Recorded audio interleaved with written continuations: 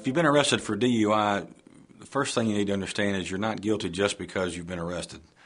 DUI laws are very difficult. They have videotape now, and so they can be difficult to win. But there are cases that can be won because it's not illegal to consume alcohol and drive a vehicle.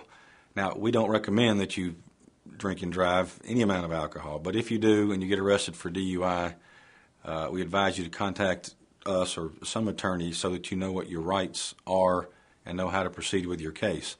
Another reason to have an attorney in a DUI is that the penalties can be very severe.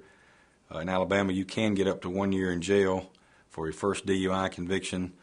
The fines can be excessive, up to $2,100 for a first conviction, and they just get higher and higher for every conviction that you have. Also in Alabama, if you get a fourth DUI within a certain period of time, it can be a felony, which can result in a year and a day up to 10 years in prison.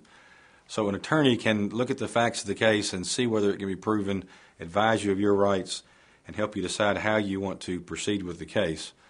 To be convicted of DUI, there has to be some reason to stop you. The officer can't just stop you because you look a certain way. They also have to prove that they had probable cause to make an arrest for DUI. They do that through field sobriety tests and testimony about smelling alcohol in your breath and things of that nature.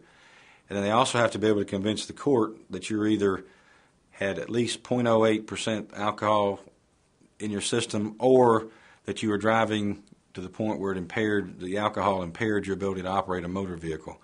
And sometimes that can be difficult for the officer to do.